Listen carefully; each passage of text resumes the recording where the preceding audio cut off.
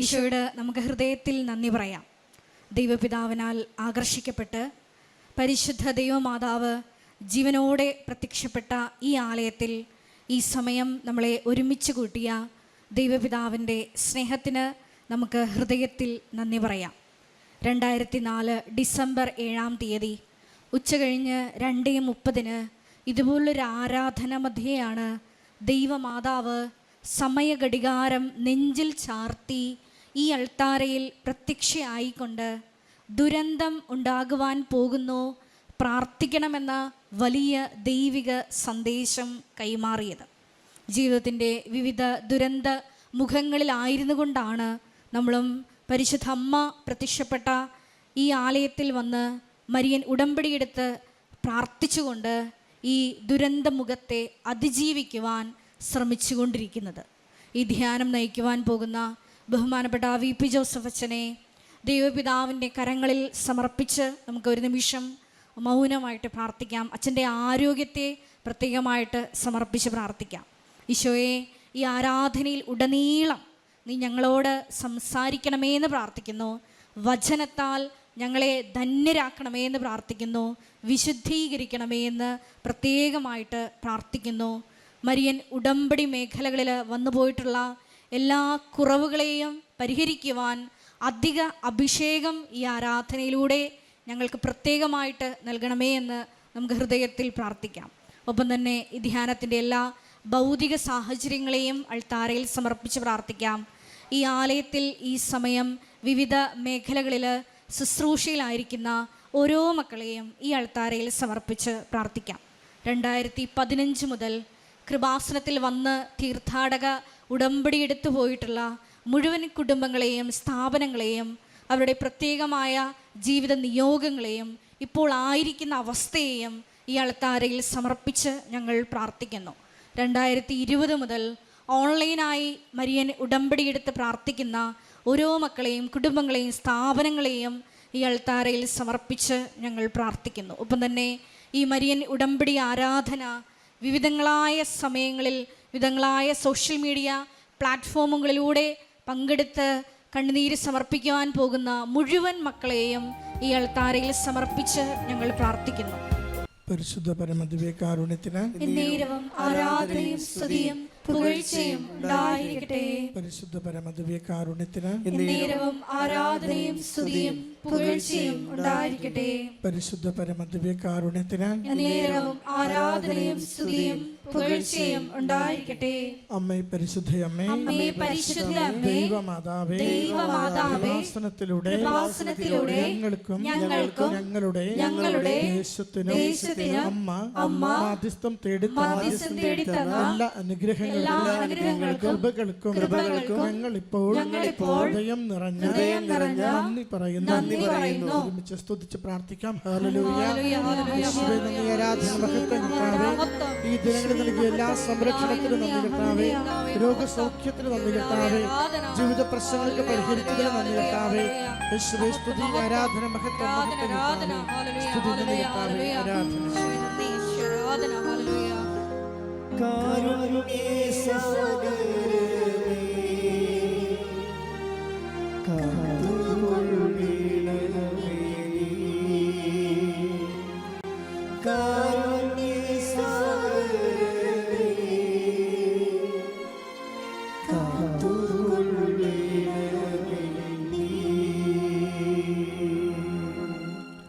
പരിശുദ്ധ പരമദിവ്യകാരുണ്യത്തിന് എന്നേരവും ആരാധനയും സ്തുതിയും പുകഴ്ചയും ഉണ്ടായിരിക്കട്ടെ. പരിശുദ്ധ പരമദിവ്യകാരുണ്യത്തിന് എന്നേരവും ആരാധനയും സ്തുതിയും പുകഴ്ചയും ഉണ്ടായിരിക്കട്ടെ. പരിശുദ്ധ പരമദിവ്യകാരുണ്യത്തിന് എന്നേരവും ആരാധനയും സ്തുതിയും പുകഴ്ചയും ഉണ്ടായിരിക്കട്ടെ.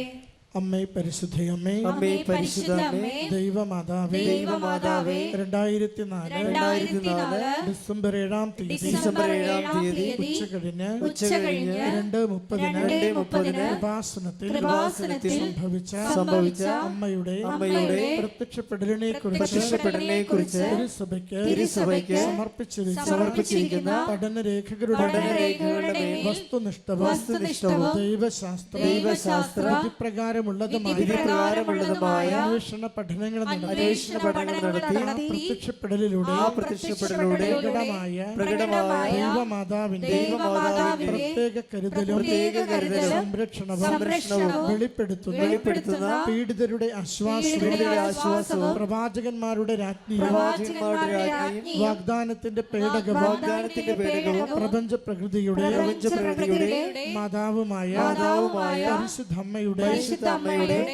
ഭക്തി തിരുസഭയിൽ കൂടുതൽ പ്രചരിച്ച് ജീവിതത്തിന്റെ ദുരിത അവസ്ഥകളിൽ അകപ്പെട്ട് കഴിയുന്ന അനേകായിരം മക്കൾക്ക് ദൈവത്തിന്റെ സാന്നിധ്യം സന്ധിപ്പും കൂടുതൽ അനുഭവിക്കുക വഴി ആത്മീയ വിശുദ്ധി ദൈവശക്തി കൈവരിക്കുവാൻ ഞങ്ങളുടെ കുടുംബങ്ങളെ ഇടയാക്കണമേ. നമുക്ക് ഒരുമിച്ച് സ്തുതിച്ച് പ്രാർത്ഥിക്കാം. ഹല്ലേലൂയ, യേശുവേ സ്തുതി, ആരാധന, മഹത്വം. ഞങ്ങളുടെ കുടുംബങ്ങളെ എവിടുന്ന് കാത്തുകൊള്ളണമേ. ജീവിത വിഷയങ്ങളുടെ മേൽ എവിടുന്ന് തീരുമാനം നൽകണമേ. രോഗകേസുകൾക്ക് സമൃദ്ധിയും ആരോഗ്യവും നൽകണമേ. കടബാധ്യതകൾക്ക് വിടുതൽ നൽകണമേ. ആഗ്രഹിച്ച് പ്രാർത്ഥിക്കുന്ന നിയോഗങ്ങൾ അമ്മയുടെ പ്രത്യക്ഷീകരണത്തിന്റെ സഹായത്താൽ അനുവദിച്ചു നൽകുവാൻ അവിടുന്ന് എപ്പോഴും കൃപയാകണമേ. ഹല്ലേലൂയ, സ്തുതി കർത്താവേ, ആരാധന, മഹത്വം, ആരാധന, സ്തുതി കർത്താവേ, ആരാധന.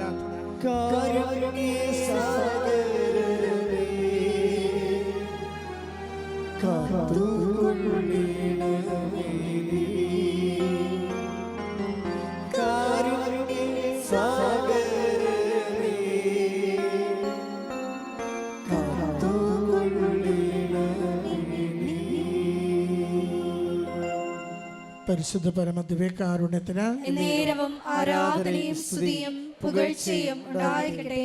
പരിശുദ്ധ പരമ ദിവ്യകാരുണ്യത്തിന് നേരവും ആരാധനയും സ്തുതിയും പുകഴ്ചയും ഉണ്ടായിരിക്കട്ടെ.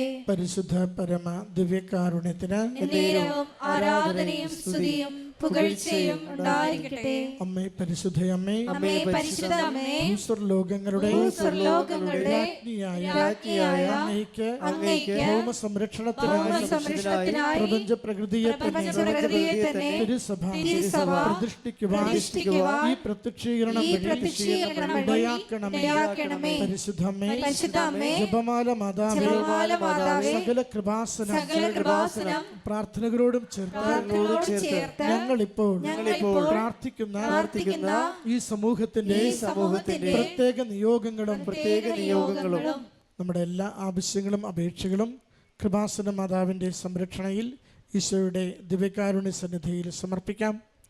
VP ജോസഫ് അച്ഛൻ്റെ മിഷൻ നിയോഗങ്ങൾക്ക് വേണ്ടിയും നമുക്കിപ്പോൾ പ്രത്യേകമായി പ്രാർത്ഥിക്കാം.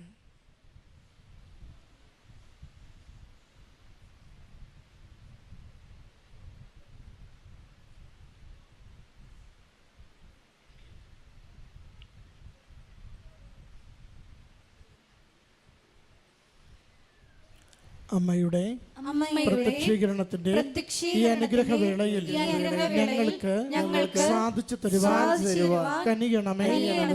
ആമേൻ. നമുക്ക് ഒരുമിച്ച് സ്തുതിച്ച് പ്രാർത്ഥിക്കാം. ഹല്ലേലൂയ, യേശുവേ സ്തുതി, ആരാധന, മഹത്വം കർത്താവേ. ഈ ദിവ്യകാരുണ്യ ആരാധനയുടെ ജോസഫ് അച്ഛനിലൂടെ ഞങ്ങളുടെ ജീവിതത്തെ സ്പർശിക്കുകയും സന്ദേശങ്ങൾ നൽകി അമ്മയുടെ പ്രത്യക്ഷീകരണത്തിന്റെ സാക്ഷികളാകുവാൻ ഞങ്ങളെ ഇവിടുന്ന് സഹായിക്കുകയും ചെയ്യണമേ. അവിടുത്തെ സന്ദേശം നൽകി ഈ ആരാധനയിലുടനീളം ഞങ്ങളുടെ ജീവിത തലങ്ങളെ ഇവിടുന്ന് സ്പർശിക്കുവാൻ അനുഗ്രഹിക്കണമേ.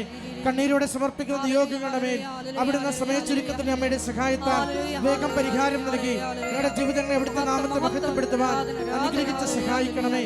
ഹല്ലേലൂയ, സ്തുതി കർത്താവേ, ആരാധന, മഹത്വം, ആരാധന കർത്താവേ, സ്തുതി, മഹത്വം.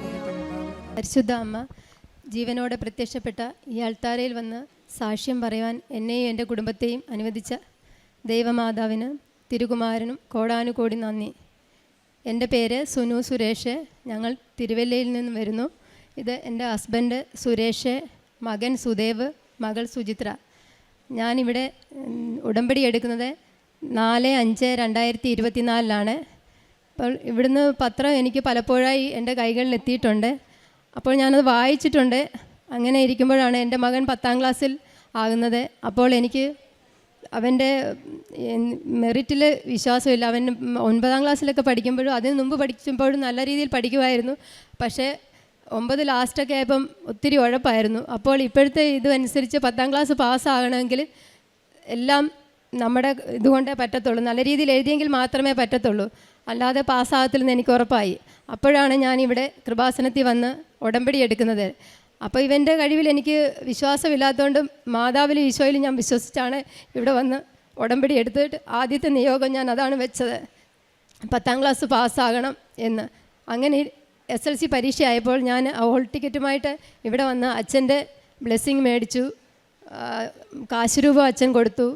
അതുമായിട്ടാണ് അവൻ പരീക്ഷയ്ക്ക് പോയത്. പോകുമ്പോൾ മാതാവിൻ്റെ തൈലം ഹോൾ ടിക്കറ്റിൽ പുരട്ടുകയും അതുപോലെ ഉപ്പ് കഴിച്ചിട്ടുമാണ് അവൻ പരീക്ഷയ്ക്ക് പോയത്. അവൻ്റെ മാർക്ക് വെച്ച് നോക്കുവാണെങ്കിൽ അവന് ക്രിസ്മസ് പരീക്ഷയ്ക്കും ഓണപ്പരീക്ഷയ്ക്കൊക്കെ കിട്ടിയ മാർക്ക് എനിക്കിവിടെ പറയാൻ പറ്റത്തില്ല, അത്രയ്ക്ക് മോശമാണ്. ഒരു വിഷയത്തിനോ 2 വിഷയത്തിനും ജയിച്ച ആളാണ്. പക്ഷെങ്കിൽ മാതാവിൻ്റെ അനുഗ്രഹം കൊണ്ട് 66% മാർക്കോടെ അവൻ പാസ്സായി. അത് കഴിഞ്ഞ് ഞാനിവിടെ വന്ന് മാതാവിനോട് നന്ദി പറഞ്ഞു. പക്ഷേ എനിക്ക് സാക്ഷി ഇതുവരെ പറയാൻ പറ്റിയിട്ടില്ല. അതിന് ഞാൻ മാതാവിനോട് ക്ഷമ ചോദിക്കുന്നു. അത് കഴിഞ്ഞ് പിന്നീട് അവന് ഞങ്ങൾ ഒരു സ്കൂളിൽ മാത്രമേ ഇത് അപേക്ഷ കൊടുത്തിരുന്നുള്ളൂ. ആ സ്കൂളിൽ തന്നെ കിട്ടണമെന്ന്, അടുത്തൊരു സ്കൂളാണ്. പിന്നെ ബസ്സിൻ്റെ സൗകര്യക്കുറവുകൊണ്ട് വേറെ എങ്ങും കൊടുത്തില്ല. ആ സ്കൂളിൽ അതിന് പോകുമ്പോഴും ഞാൻ മാതാവിൻ്റെ ഉപ്പും തൈലവും കൊണ്ടുപോയിട്ട് മാതാവിൻ വിശ്വാസപ്രമാണം ചൊല്ലി ആ ഉപ്പിട്ട് പ്രാർത്ഥിച്ചു, മാതാവ് എനിക്ക് ഇവിടെ തന്നെ എൻ്റെ മോന് അഡ്മിഷൻ കിട്ടണമെന്ന് പറഞ്ഞു. അവിടെ തന്നെ അവൻ അഡ്മിഷൻ കിട്ടുകയും ചെയ്തു. അങ്ങനെ മാതാവ് അവിടെ നിന്ന് ഞങ്ങളെ അനുഗ്രഹിച്ചു. അത് കഴിഞ്ഞ് ഞാനൊരു തിരുവല്ലയിൽ ഒരു തുണിക്കടയിലാണ്, ചെറിയൊരു കടയിലാണ് ജോലി ചെയ്യുന്നത്. അവിടെ വെച്ച് എനിക്ക് വയറിന് ഭയങ്കരമായ വേദനയും അസ്വസ്ഥതയൊക്കെ ആയി. അങ്ങനെ 2-3 ആഴ്ച കഴിഞ്ഞ് ഇങ്ങനെ പോകുമ്പോൾ എനിക്ക് ആഹാരം കഴിക്കാൻ പറ്റുന്നില്ല, ഇരിക്കാൻ പറ്റുന്നില്ല, എന്തോ വയറ് വീർത്തിരിക്കുക. ഗ്യാസിൻ്റെ ഗുളിക മേടിച്ച് നോക്കി, ഒന്നും മാറുന്നില്ല. പിന്നെ ഞാൻ ഈ മാതാവിൻ്റെ തൈലവും ഉപ്പും എല്ലാം കഴിച്ചു. പിന്നെ ഞാൻ എന്നിട്ട് ഡോക്ടറെ അടുത്ത് എന്തായാലും അങ്ങ് പോകാമെന്ന് വെച്ച് ഡോക്ടറെ അടുത്ത് പോയി. ഡോക്ടർ വയറ് ഞെക്കി നോക്കിയിട്ട് പറഞ്ഞു, അപ്പൻഡിക്സിൻ്റെ ആണ്, നിങ്ങൾ പെട്ടെന്ന് ഇന്ന് തന്നെ ബ്ലഡ് ടെസ്റ്റ്, വൈകിട്ട് തന്നെ ഒരു ലാബുണ്ട് അവിടെ വർക്ക് ചെയ്യുന്ന, അവിടെ പോയി ടെസ്റ്റ് ചെയ്യണം. എന്നിട്ട് ബ്ലഡിൻ്റെ റിസൾട്ടുമായിട്ട് പിന്നെ നാളെ സ്കാനും കൂടെ ചെയ്തിട്ട് നാളെ തന്നെ എന്നെ കൊണ്ട് കാണിക്കണമെന്ന് പറഞ്ഞു. അപ്പം ബ്ലഡിൻ്റെ റിസൾട്ട് കൊടുത്തു. ഞങ്ങൾ പിറ്റേ ദിവസം ഹോസ്പിറ്റലിൽ പോകുമ്പോൾ മേടിക്കാമെന്നുകൊണ്ട് ആ ബ്ലഡിൻ്റെ റിസൾട്ട് മേടിച്ചു. രാവിലെ സ്കാനിങ്ങിന് പോയി. സ്കാനിങ്ങിന് പോകുമ്പോൾ ഞാൻ മാതാവിൻ്റെ തൈലവും ഉപ്പും കഴിച്ചിട്ട് തൈലം പുരട്ടി വിശ്വാസപ്രമാണം ചൊല്ലി, മാതാവേ ഈ റിസൾട്ട് സ്കാൻ ചെയ്യുമ്പോൾ എനിക്കൊന്നും ഒരു കുഴപ്പവും ഉണ്ടാകരുതെന്ന് ഞാൻ പൂർണ്ണമായിട്ട് പ്രാർത്ഥിച്ചുകൊണ്ടിരുന്നു. എപ്പോഴും എൻ്റെ തൈലവും ഉപ്പും എൻ്റെ കയ്യിൽ ബാഗിൽ കാണും. പ്രാർത്ഥിച്ച് സ്കാൻ ചെയ്യുന്ന പുള്ളി എന്നോടൊപ്പം പറഞ്ഞു, സ്കാനിങ്ങിൽ ഒരു കുഴപ്പമില്ലല്ലോ, ഇത് അപ്പൻഡിക്സിൻ്റേതായിട്ടൊന്നും കാണുന്നില്ലല്ലോ. ഞാൻ പറഞ്ഞു, ഡോക്ടർ ഇവിടെ എനിക്ക് വേദന, അവിടെ നോക്കാം, ഒരു കുഴപ്പവും ഇല്ലെന്ന് പറഞ്ഞു.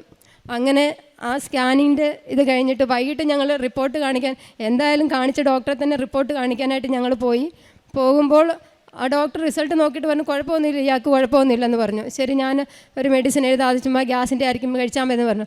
അപ്പോഴും ഞാൻ ആ ഗുളിയൊന്നും കഴിക്കാൻ പോയില്ല. എനിക്കറിയാം മാതാവ് പൂർണ്ണമായിട്ട് മാറ്റിയാണ്. അപ്പോൾ തന്നെ ഞാൻ മാതാവിന് നന്ദി പറഞ്ഞു. അതുകൂടാതെ മാതാവ് എനിക്ക് വേറൊരു അനുഗ്രഹം കൂടെ ആ സമയത്ത് എനിക്ക് തന്നു. അതിനായിരിക്കും എന്നെ കൂട്ടിക്കൊണ്ട് പോയെന്ന് ഞാൻ വിചാരിക്കുന്നു.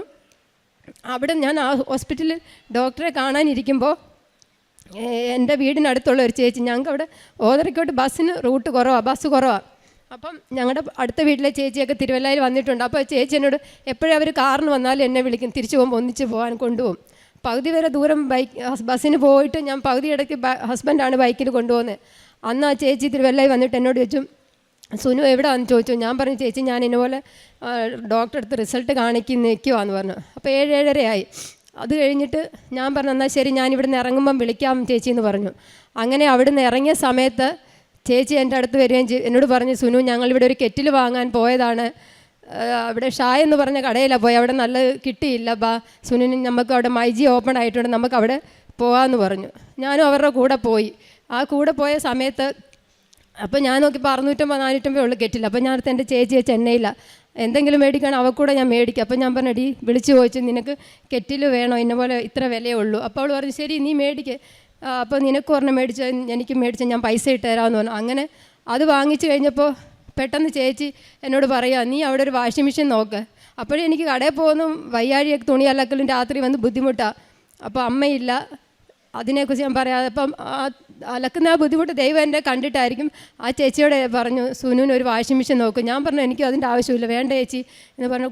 അങ്ങനെ പോയി പിറ്റേ ദിവസമായപ്പം ഈ അപ്പുറത്തെ വീട്ടിലെ ചേച്ചി എന്നെ വിളിച്ചിട്ട് പറഞ്ഞു, സുനു നാളെ അവിടെ കടയിൽ നിന്ന് ഇറങ്ങുമ്പോൾ എന്നെ വിളിക്ക്, നിങ്ങളുടെ ചേച്ചി ചെന്നൈയിൽ നിന്ന് വിളിച്ച് പറഞ്ഞിട്ടുണ്ട് സുനുവിന് ഒരു വാഷിംഗ് മെഷീൻ ചേച്ചി പോയി എടുത്തു കൊടുക്കണം, EMI വഴിയായിട്ട് ചേച്ചിയുടെ അക്കൗണ്ടിലോട്ട് പൈസ ഇട്ട് തരാം.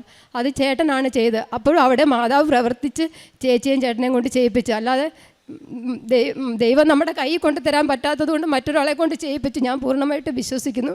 ഞാൻ ഇന്നലെ വരെ വിചാരിക്കാത്ത ഒരു കാരണം പിറ്റേ ദിവസം എനിക്കത് വിശ്വസിക്കാൻ പറ്റിയില്ല. അതിൻ്റെ പൈസ അടച്ചു തീർന്നു. ഈ കഴിഞ്ഞ മാസമാണ് ചേട്ടൻ അടച്ചു തീർന്നത്. അതുപോലെ തന്നെ അത് കഴിഞ്ഞിട്ടാണേലും ചേട്ടനെ കൊണ്ട് ചെയ്യിച്ചത് മാതാവാണെന്ന് ഞാൻ പൂർണ്ണമായിട്ടും വിശ്വസിക്കുന്നു. പിന്നെ അതുപോലെ തന്നെ എൻ്റെ അമ്മ മരിച്ചിട്ട് ഈ ഓണത്തിന് 1 വർഷം കഴിഞ്ഞു. അറ്റാക്കായിരുന്നു അമ്മയ്ക്ക്. അമ്മ 90% ബ്ലോക്കായിരുന്നു. അമ്മ വസ്തു കിട്ടാൻ ഞങ്ങളുടെ തൊട്ടപ്പുറത്തൊരു ഭൂമി ഉണ്ടായിരുന്നു. അപ്പോൾ എൻ്റെ അമ്മ 5 സെൻറ്റ് സ്ഥലത്തിലാണ് ഞങ്ങൾ താമസിച്ചുകൊണ്ടിരുന്നത്. അപ്പോൾ അമ്മയും ദഹിപ്പിച്ച് ഞങ്ങളൊരു ഹിന്ദുവാണ്, വീടിൻ്റെ മുറ്റത്താണ് ദഹിപ്പിച്ചത്.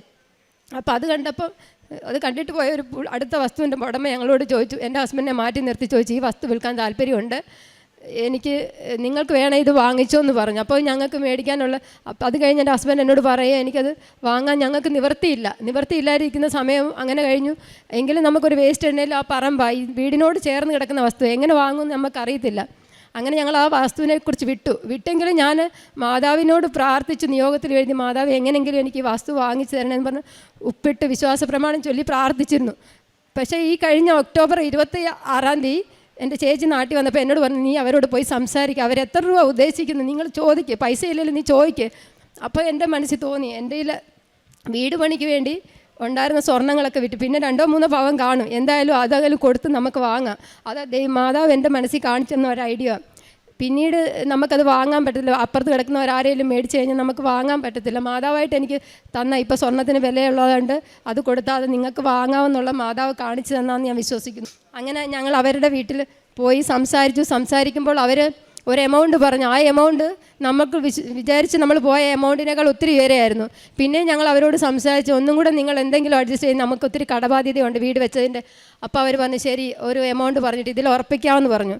അപ്പോൾ ഞങ്ങൾ ഇത്രയും ഉയർത്തിയതിൽ നിന്ന് താഴ്ത്തി പറഞ്ഞപ്പോൾ ഞങ്ങൾ അതിൽ സമ്മതിച്ച് പോന്നു കഴിഞ്ഞ് വീട്ടിൽ വന്നു കഴിഞ്ഞപ്പോഴും നമ്മൾ ഇച്ചിരി കൂടുതലായിപ്പോലും നമ്മളെ കൊണ്ട് താങ്ങാൻ പറ്റുന്നതിൽ അപ്പുറം അല്ലേന്ന് വിചാരിച്ചിട്ട് ഞങ്ങൾ പെട്ടെന്ന് ഞാൻ എൻ്റെ ഹസ്ബൻഡിനോട് പറഞ്ഞു, ഒന്ന് വിളിച്ച് അവരോട് സംസാരിക്കും, കുറച്ചെങ്കിലും നമുക്ക് ഇച്ചിരി കൂടെ താഴ്ത്തി തരാൻ പറ്റുമോ എന്ന് ചോദിക്കാൻ പറഞ്ഞു. അപ്പം പുള്ളി പറഞ്ഞു, എനിക്ക് വയ്യ, നീ ചോദിക്ക്, നമ്മൾ ഉറപ്പിച്ചതല്ലേ, പിന്നെ എങ്ങനെയാണ് സംസാരിക്കാൻ പറ്റുന്നതെന്ന് ചോദിച്ചു.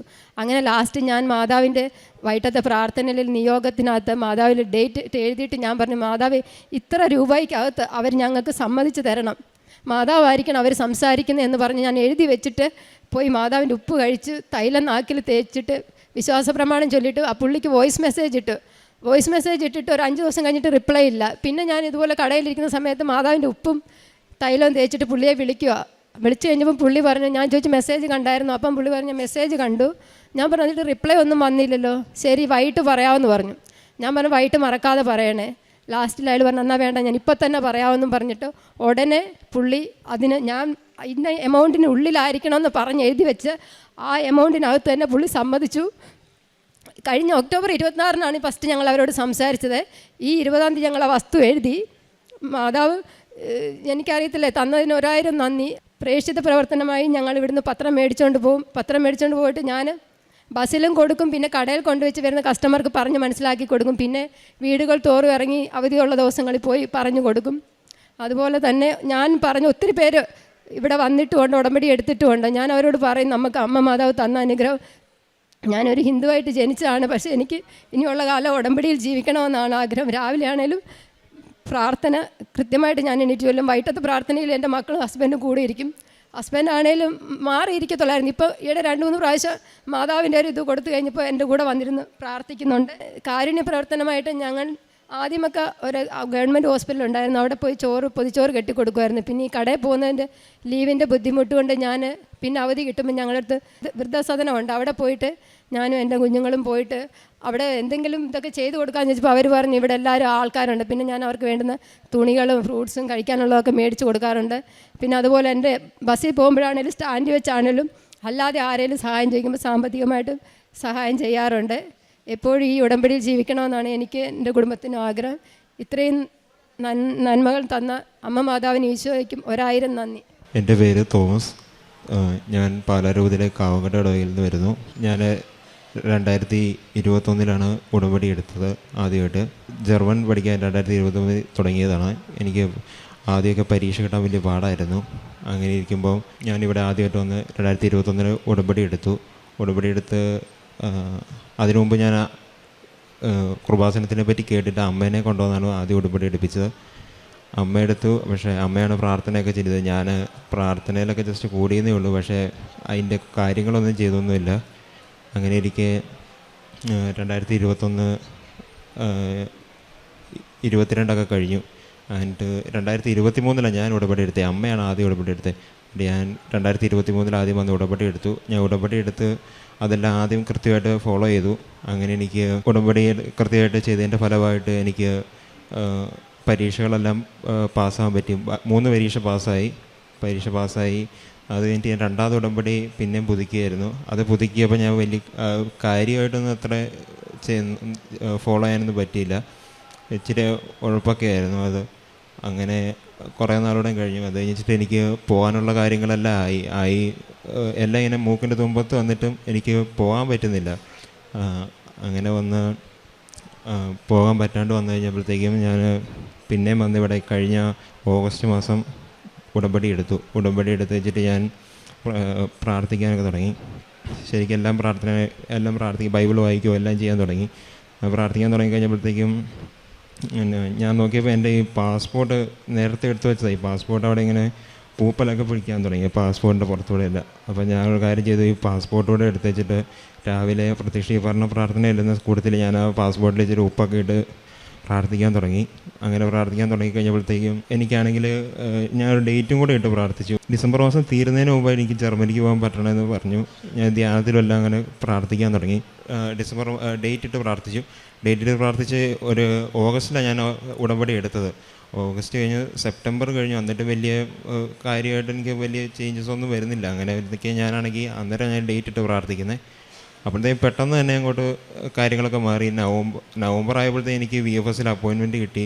പിന്നെ പെട്ടെന്ന് പോയി അവിടുന്ന് കാര്യങ്ങളെല്ലാം ചെയ്തു. VFSൽ ഡേറ്റ് കിട്ടിയതാണേലും സെപ്റ്റംബർ അവസാനം എനിക്ക് ഡേറ്റ് കിട്ടുന്നത്. അത് ഡേറ്റിന് എടുക്കാമെന്ന് പറഞ്ഞ് എനിക്ക് മെയിൽ വന്നു. അത് കിട്ടിയത് നവംബർ 5-ാം തീയതി. അപ്പോൾ 5 ദിവസമേ ഉള്ളൂ. എനിക്ക് വലിയ കാര്യമായിട്ടൊന്നും ചെയ്യാനും പറ്റിയില്ല. അതിൻ്റെ ഇടയ്ക്ക് വല്യപ്പനാണെങ്കിൽ മരിക്കുകയും ചെയ്തു. അങ്ങനെയൊക്കെ വന്നപ്പോഴത്തേക്കും ആ കാര്യങ്ങളൊക്കെ വന്ന് ഇതിൻ്റെ ഒന്നും പ്രിപ്പയർ ചെയ്യാൻ പറ്റിയില്ല. അങ്ങനെ ഇരിക്കാൻ ഞാനാണെങ്കിൽ എല്ലാം ഓടിച്ചിട്ടൊന്ന് ചെയ്ത് കഴിഞ്ഞപ്പോഴത്തേക്കും വിസയ്ക്ക് വെച്ച ആപ്ലിക്കേഷൻ്റെ അകത്ത് മൊത്തം തെറ്റുകളാണ് വന്നു. കുറേ തെറ്റുകൾ വന്നു. അപ്പോൾ തെറ്റ് വന്നു. ആ തെറ്റെല്ലാം കൂടെ അയച്ചു വിട്ടു അങ്ങോട്ട്, പാസ്പോർട്ടും എല്ലാം കൂടെ. അത് കഴിഞ്ഞ് വെച്ചിട്ട് അങ്ങനെ ഇരിക്കെ ഞാൻ പിന്നെ പ്രാർത്ഥിച്ചു. എന്തായാലും ഡിസംബർ ഈ കഴിഞ്ഞ 3-ാം തീയതി ആയപ്പോഴത്തേക്കും എനിക്ക് പാസ്പോർട്ട് തിരിച്ചു വന്നപ്പോൾ അതിൻ്റെ അകത്ത് വിസ അടിച്ചാണ് വന്നിരിക്കുന്നത്. പാസ്പോർട്ടിൽ വിസ ഉണ്ടായിരുന്നു. അപ്പോൾ ഞാൻ പ്രാർത്ഥിച്ചപ്പോൾ ഇങ്ങനെ പ്രാർത്ഥിച്ചായിരുന്നു. എനിക്ക് വലിയ പേടിയൊന്നും ഇല്ലായിരുന്നു. ഇത് കിട്ടിയില്ലെങ്കിലും വേറെ വഴി എനിക്ക് തമ്പുരാൻ കൂടെ ഉണ്ടല്ലോ എന്നുള്ളൊരു വിശ്വാസം എനിക്കുണ്ടായിരുന്നു. അതുകൊണ്ട് എനിക്ക് ഇതിപ്പോൾ കിട്ടിയില്ലെങ്കിലും ഞാനാണെങ്കിൽ ഈ ഉടമ്പടിയൊന്നും മുടക്കിയാലെന്ന് എനിക്കൊരു ഉറപ്പുണ്ടായിരുന്നു. ഞാൻ അങ്ങനെ ഒരു രീതിയിലായിരുന്നതും. ഇപ്പോൾ എനിക്ക് എല്ലാം ശരിയായി കിട്ടി. ഇപ്പം ക്രിസ്തുമസ് കഴിയുമ്പോഴത്തേക്കും പോകണമെന്നൊക്കെ ആയിരുന്നു എൻ്റെ ആഗ്രഹം. ഇപ്പോൾ ഞാനത് ഡേറ്റ് ഇട്ട് പ്രാർത്ഥിച്ചാൽ ഡിസംബർ തീരുന്നതിന് മുമ്പെന്നല്ലേ പറഞ്ഞുള്ളൂ. അതുകൊണ്ടായിരിക്കും. എന്തായാലും എനിക്ക് 7-ാം തീയതി തന്നെ പോവുകയും ചെയ്യണം. ഞായറാഴ്ചത്തേക്ക് ടിക്കറ്റ് എടുക്കാൻ അവർ പറയുകയും ചെയ്തു. അപ്പോൾ 7-ാം തീയതി ഞാൻ ടിക്കറ്റും എടുത്തു.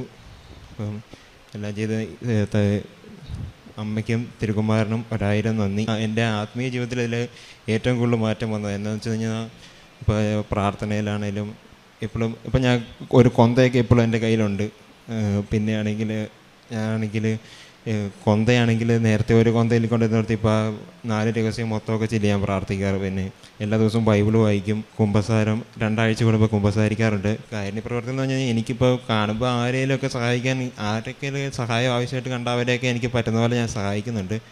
പിന്നെ ഇപ്പോൾ പൈസ കൊടുക്കാനാണേലോ, ഇപ്പോൾ പൊതിച്ചോറ് കൊടുക്കാനാണല്ലോ, അങ്ങനെ എനിക്ക് പെട്ടെന്ന് കാണുമ്പോൾ അതെല്ലാം ഞാൻ ചെയ്യുന്നുണ്ട്. അല്ലാണ്ട് അങ്ങനെയാണ് കാരുണ്യപ്രവർത്തികൾ ചെയ്യുന്നത്. പത്രമാണേലും ഇവിടെ തന്നുവിടുന്ന പത്രമെല്ലാം ഞാൻ പെട്ടെന്ന് തന്നെ എല്ലാവർക്കും കൊടുത്ത് തീർക്കാറുണ്ട്. വെച്ചുകൊണ്ടൊന്നും ഇരിക്കാറില്ല. എല്ലാവർക്കും വേണ്ടി ഞാൻ പ്രാർത്ഥിക്കാറൊക്കെ ഉണ്ട്.